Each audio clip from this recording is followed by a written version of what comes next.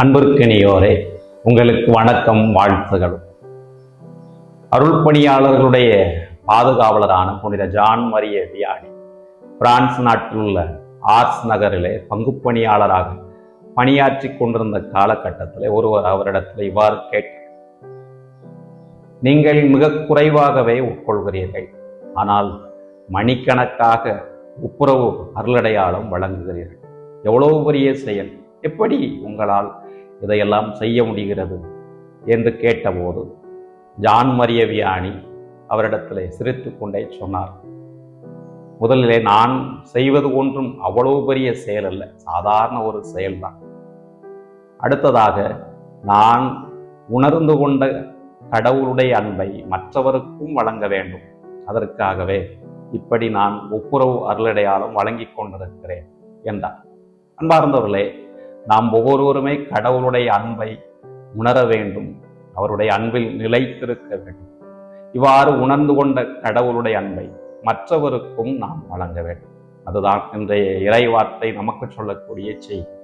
அச்செய்திலே இயேசு தன்னுடைய சீடரிடத்திலே சொல்கிறார்: நான் என் தந்தையின் கட்டளைகளை கடைபிடித்து அவரது அன்பிலே நிலைத்திருப்பது போல நீங்களும் என்னுடைய கட்டளைகளை கடைபிடித்தால் என அன்பில் நிலைத்திருப்பீர்கள் என்கிறார்.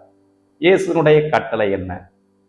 இயேசுவே சொல்கிறார்: நான் உங்களை அன்பு செய்தது போல நீங்களும் ஒருவர் மற்றவரை அன்பு செய்யுங்கள்.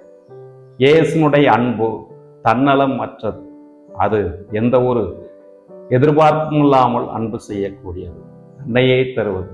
அப்படிப்பட்ட அன்பை நாம் மற்றவருக்கு வழங்குகிற பொழுது நாம் இயேசுனுடைய அன்பிலை நிலைத்திருக்கிறோம். அன்பார்ந்தவர்களே, இன்றைய முதல் வாசகம் மிகச் சிறப்பான ஒன்று. தொடக்க காலகட்டத்தில் பிற இனத்தவர் கிறிஸ்துவை ஏற்றுக்கொண்ட போது ஒரு சிக்கல் ஏற்பட்டது. அவர்கள் விருத்த சேதனம் செய்ய வேண்டும் என்ற ஒரு சிக்கல் வந்தபோது திருத்தூதர்கள் அனைவரும் எருசலேமிலே ஒன்று கூடி ஒரு முடிவினை எடுக்கிறார்கள். பிற இனத்தவர் கிறிஸ்துவை ஏற்றுக்கொள்கிற பொழுது அவர்கள் விருத்த சேதனம் செய்ய தேவையில்லை.